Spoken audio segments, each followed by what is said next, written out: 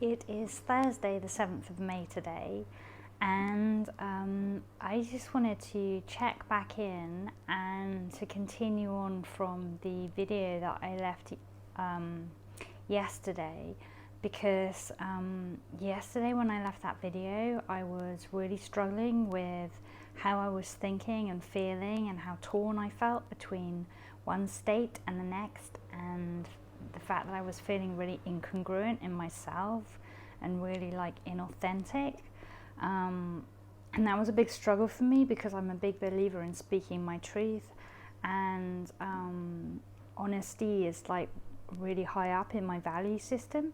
So the thought that I'm kind of like being disingenuous in the fact that I'm thinking and feeling and doing one thing over here and then the other thing here, and then because of this push-pull polarity, I kind of feel like a rabbit in headlights, stuck in the middle, not doing either thing because I'm too scared to make the wrong decision.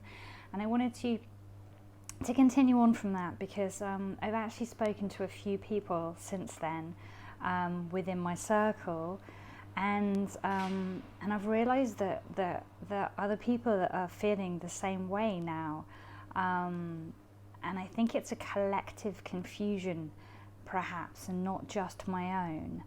I think that the media has spun on us, and now like the story has changed, and there are really strong speakers speaking over here, and then there are the former speakers who are really strong speaking over here, and we're all really confused and we don't know who to believe. And the people that are coming out now and they're speaking over here in this opposite direction really strongly and really sensibly, and they're saying some really like sharp things that make a whole lot of sense, and I'm like, yeah, of course. And totally, I believe in you and I believe in the message that you're saying. But then the people over here who were like the scary people at the beginning and who were really forceful and really serious and really strict, well, they're still speaking and they're still saying their stuff. And even though some of them have been discredited by the people over here, there are still loads of them over here.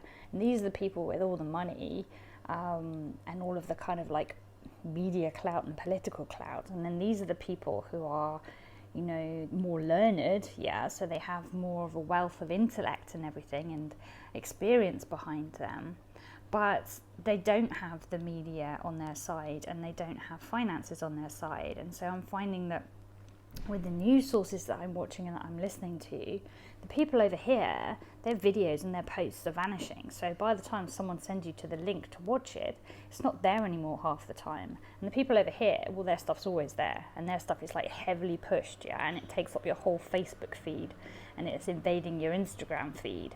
And whenever you go online, it's there, and if you try and use YouTube, it's being pushed at you there without you even electing for it. It's like, boom, this is the advert you have to watch before you watch the thing you want to watch. Whereas the people that are over here and have this different opinion that seems very, very sane and sensible and seems like it's coming from a scientific place, they're being silenced and their pages are being taken down and their posts are being deleted. And it's all like, whoa, scary, freaky, big stuff, and it's opening our eyes wider than they've ever been before, because we're realizing that this world that we live in is not a free world.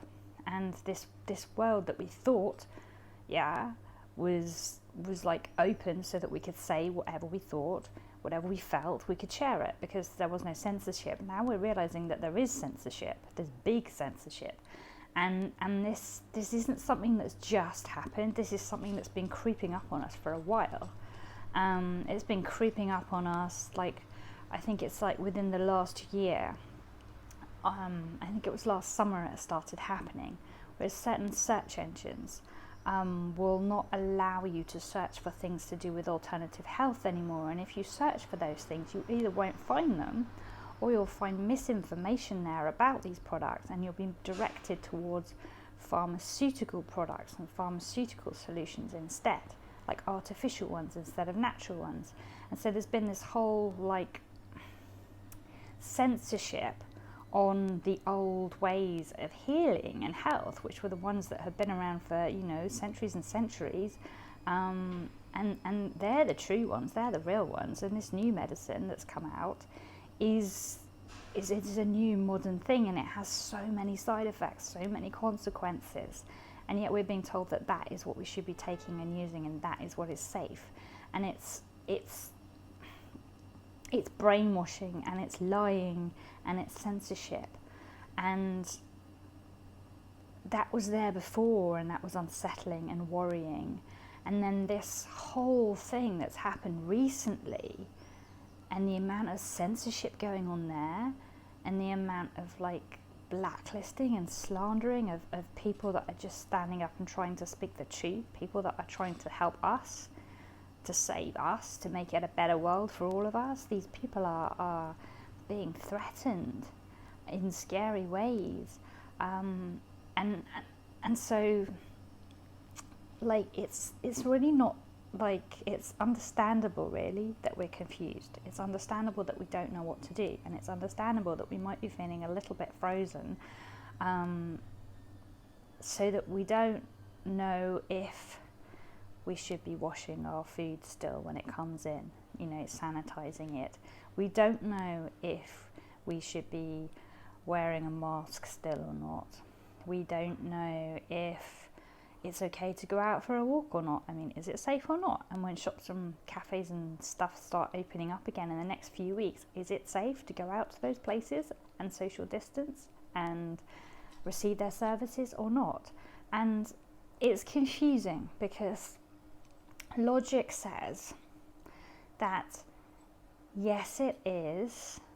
And it's like I've been talking about the immune system and how it works, and it reminded me of what I already knew and what fear had led me to forget. And I was kind of slightly irritated with myself because okay, so I have a compromised immune system, so this whole situation sent me into a complete and utter spin of anxiety and fear and panic at the beginning. I was like, oh my god, I am one of those weak, vulnerable people who is more susceptible to this than anybody else, and if it's as terrible as they say, then I really should be sheltering in place at home and not going out. And so that was like the kind of like behavior that I adopted. Hence I have literally like not been out, apart from the other day when I tried to go out and failed. So that kind of like, I don't know, I just got pushed into like, yes, this is what you should do. You should be at home, you should be scared, you should be sanitizing everything, you should be cleaning like a maniac, and alcohol everywhere. And you shouldn't eat any raw produce, you should cook everything, and then you're kind of like safer. And I forgot all of my old ways, and my old ways were no chemical products whatsoever in my house or on my body. Nothing chemical, artificial, or whatever do I consume or do I use. I'm very like conscious of being as clean as I can in that respect. So I didn't even use alcohol in my cleaning regime or anything. It was like, no, it would be vinegar and water and essential oils. And that's same for my hand sanitizer, and I trusted that, and I believed in it, and it worked for me. And then this whole situation is like, no, you have to use alcohol in the hand sanitizer, otherwise it won't work. You have to use alcohol when you're cleaning your house, your kitchen, all of your food products, and it has to be at least like, I think it was like 70% alcohol or something. Otherwise it won't work. So even though it felt really wrong to me and really alien, and to start off with I was really resistant and like, no, I'm not going to do that. I don't want to get alcohol on my hands and in my body, and I was so scared that I did it, and I've been doing it ever since. And even though your hands sting when it touches them, you go, no, it's okay, this is what we're supposed to do, this is how we stay safe. And so it'd be kind of like living in this state of fear and anxiety, and like looking at the virus as like it's this big threat, and looking at germs as if they're like the worst thing in the world. And I forgot all of my sanity, which is, no, previously I would maybe rinse my vegetables before I used them and rinse my salad before I ate it. But I was a bit like slack in terms of like washing it with any product, because I believed that the bacteria on it that had come out of the soil would be healthy for me and was good bacteria and would help my microbiome in my stomach, you know, the healthy flora in there. And so I didn't want to wash it all off or clean it all off. And now I'm like sterilizing it with alcohol. So it's all dead, it's all gone. And before I believed that that was good for me to have that bacteria going into me because it was strengthening my immune system. It's the same with not using alcohol on my hands. It was like I didn't necessarily want to pick up germs when I was out and about in public from touching things. And so I used my sanitizer, but my sanitizer didn't kill the natural bacteria on my hands because it didn't have alcohol in it. And it protected me and it kept me safe, and I've been fine. So I, with a compromised immune system, have been totally fine acting like this, yeah. And I've always been, since I've had a compromised immune system, I've been conscious of touching things and making a point of like either not touching surfaces willy-nilly or spray my sanitizer on my hands afterwards, my sanitizer with essential oils in, yeah? So that's like natural antibacterial, yeah? It's not harmful to me, it's healthy. And all of that's gone out the window now, and now it's like, no, I don't trust that anymore. I've forgotten about it. And that ties into this whole mask thing. And I was listening to this interview, and I won't reference names because I don't want my video to be referenced. So I'm keeping this as neutral as possible so that I can talk around a subject without talking about it, and therefore my video won't get taken down or anything. That is the hope anyway, so that this information will reach you without being inflammatory in any way, because that's not my intention. My intention is to be helpful, yeah, to share my experience so that you can make up your own mind about how you feel while you're listening to it, and hopefully I can comfort you, soothe you and help you, and you can maybe glean a little advice from listening to me, or else maybe you'll watch me and think I'm a complete crazy woman and you never want to see me again, and that's fine too, you know. It's like, it's everybody, each to their own. And this is just my visioning, my story, my feelings about the whole thing, okay? But this interview that I was listening to was talking about masks and whether to or not to wear the mask. And it made a lot of sense, the don't wear a mask argument. And one of the things that this interviewee was saying is that when you wear a mask, not only are you not breathing in like clean oxygen, you're breathing in your own carbon monoxide, recycling that. So it's bad for your immune system because you're not getting enough air into your oxygen into your body to oxygenate your cells. You're also, sorry for the noise, life is waking up around me every day, more and more cars, more and more busyness, and it's getting noisier again. So it's hot here, having the window open is necessary. I don't want to put like the air conditioning on or anything, especially not like this early on in the year. But the background noise is more than it was before. And that was a motorbike. Anyway, so the other comment about wearing the mask was that basically you're breathing back in again your own stale air, and your own stale air contains bacteria and viruses. So normally your body expels this air, so you breathe the clean air in and you breathe the dirty air out. When you wear a mask, you're breathing the clean air, you're breathing the dirty air in and the dirty air out, and you're just recycling that same air. So the subject of the interview was saying that you're more likely to get sick from your own bacteria and viruses than you would do otherwise. And this made a lot of sense. So I think now, like, I totally get the it's better not to wear a mask than to wear a mask argument, and I totally get the it's better just to wash your hands with soap than to use alcohol argument, and to stay away from chemicals if you can, and to just be healthy. Yeah, eat healthy, eat clean, use clean products, all of that stuff, yeah, as much as possible. Exercise, get fresh air, all of that stuff, all of the normal stuff that most of us know. But because the media was so heavy-handed at the beginning about how scared we were supposed to be, and about the mask thing and the sanitizing thing, and because people that I respected in the health field, in the alternative health field, people who are specialists in autoimmune conditions, they were like supporting this stuff, and so the idea of going out without a mask and coming into contact with people and trusting my own immune system to protect me is a little scary, because I don't have a normal immune system.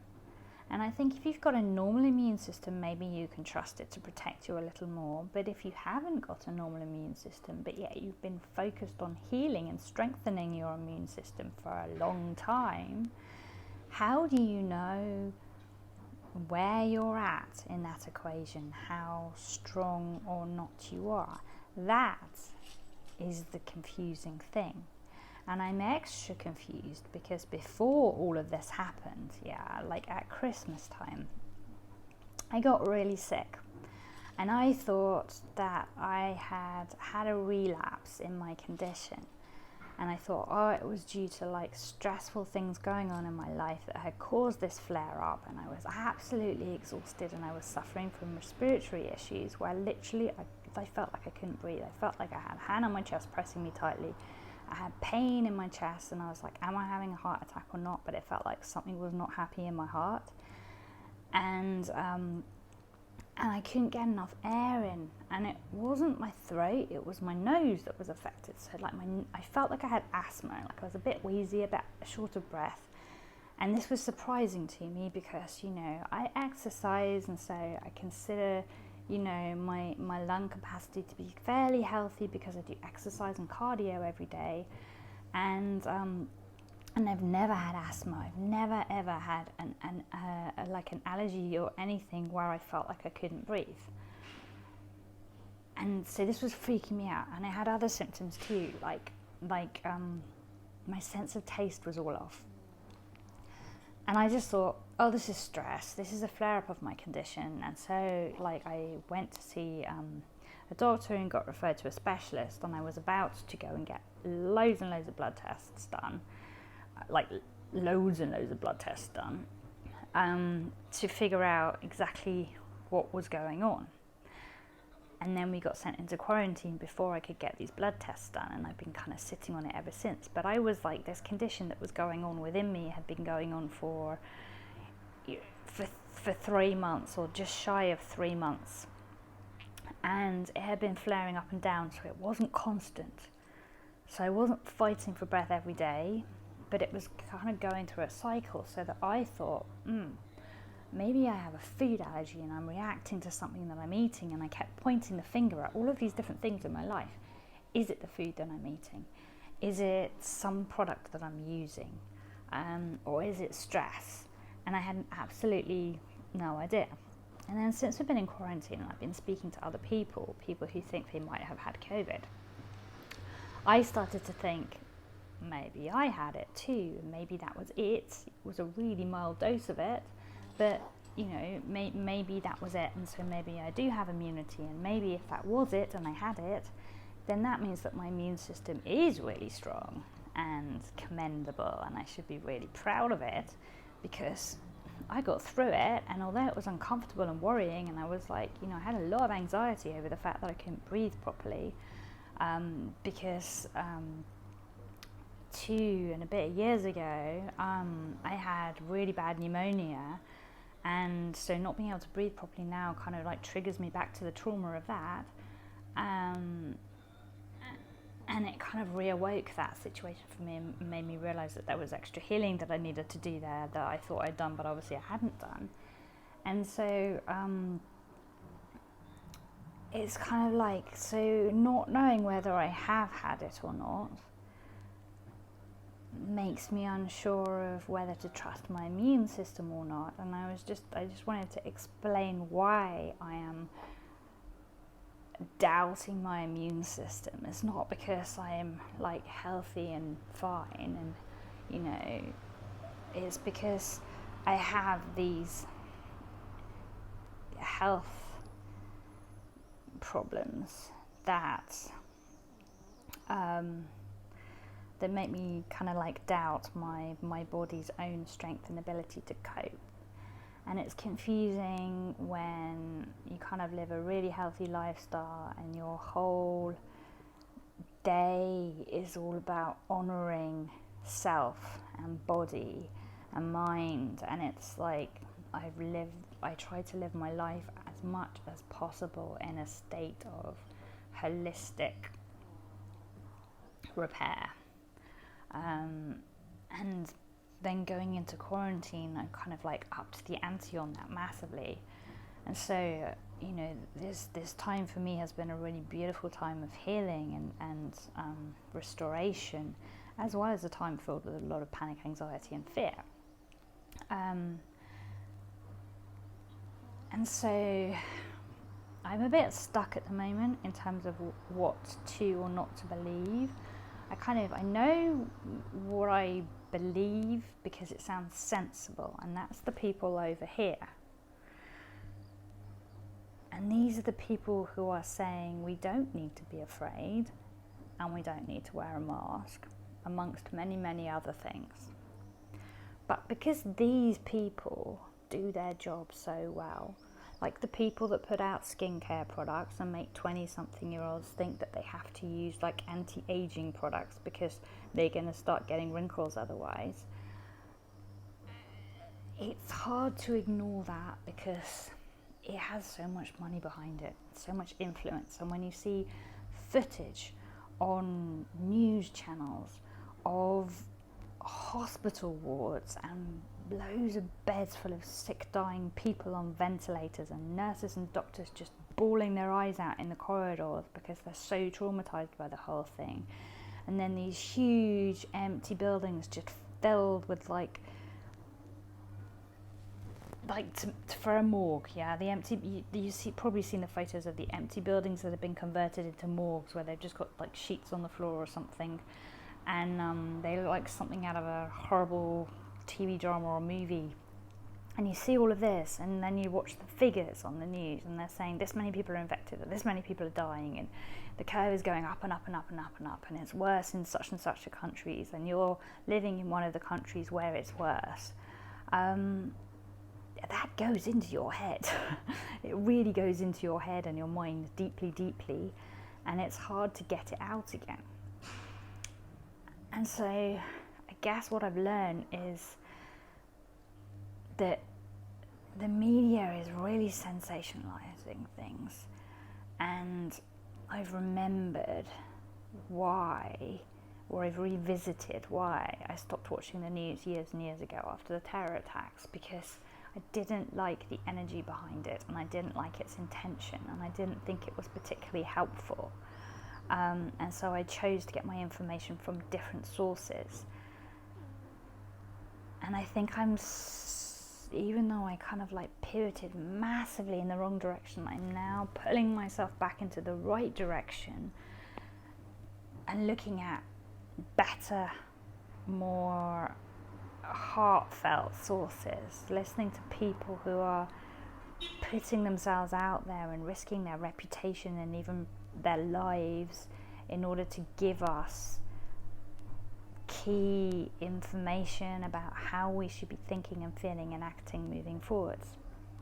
And so I just wanted to explain all of that to you so that you understand more about this frozen, trapped feeling, and this not knowing how to act, and this feeling incongruent and inauthentic, because I know that I'm not the only one that is going through this right now and thinking and feeling this way.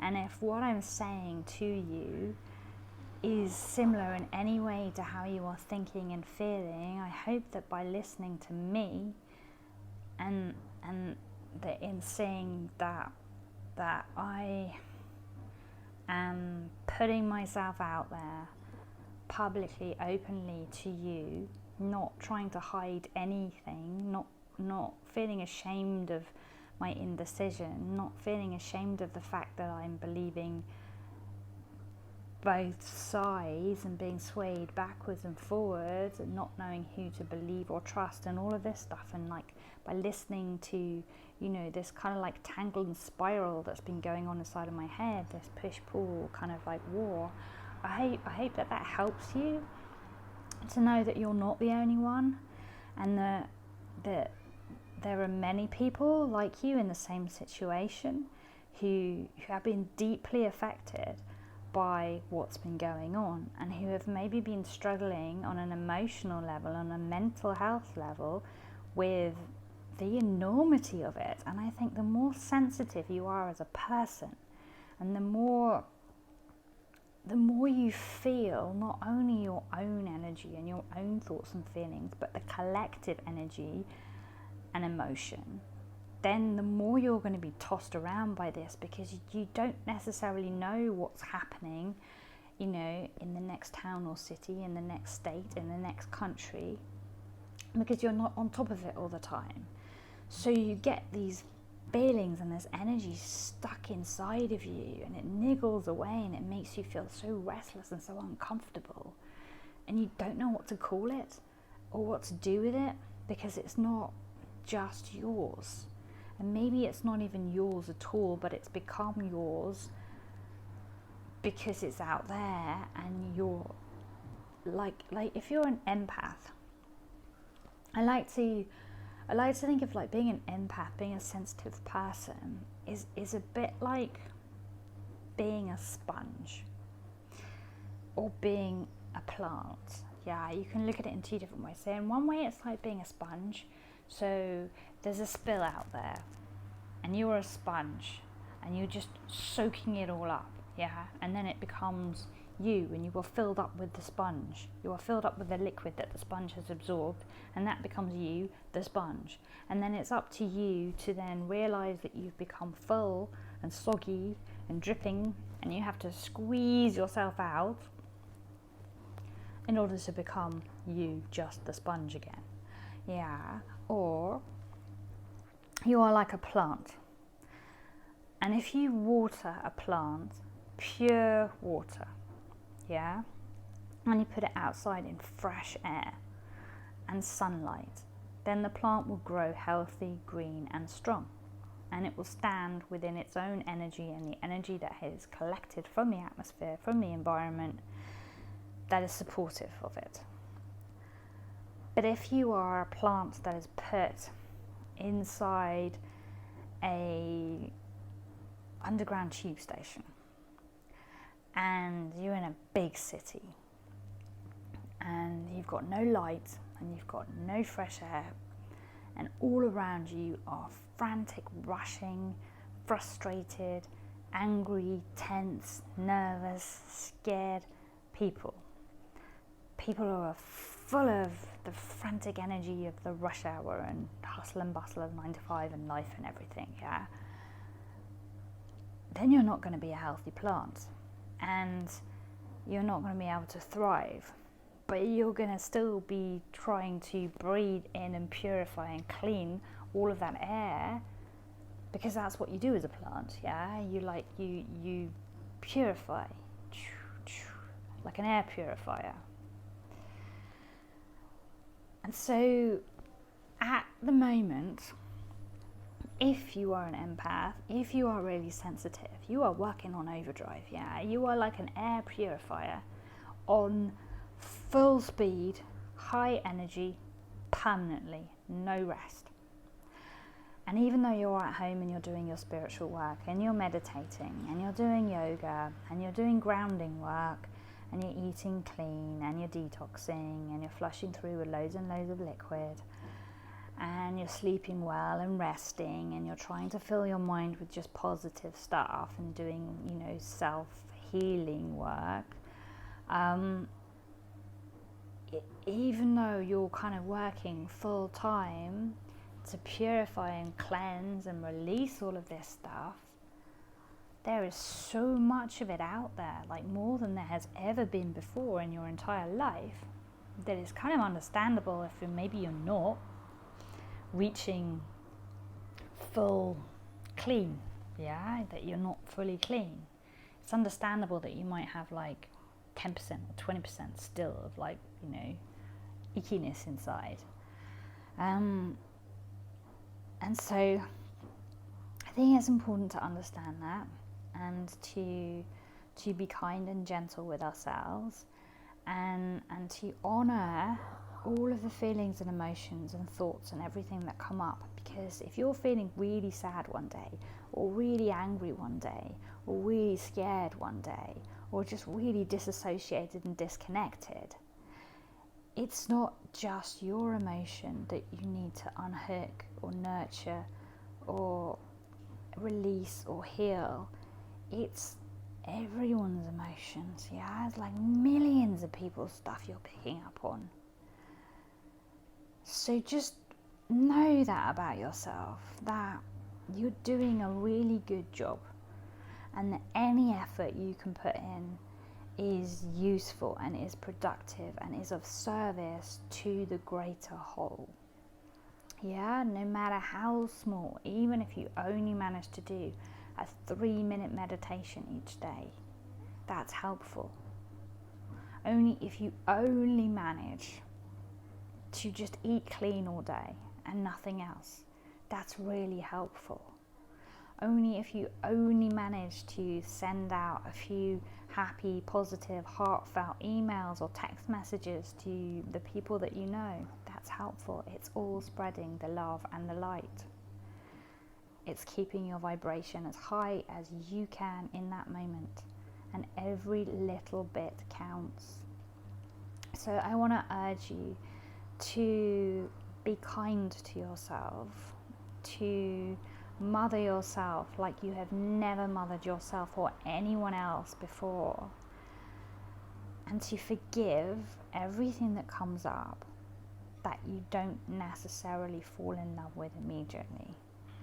And I think if you can do that and have that in the back of your mind every single day and keep bringing yourself back to awareness of it, then you will be fine and you will get through this. And you will come out the other side so much stronger and so much brighter and so much more brilliant and useful and purposeful and inspired and confident than you were before it began.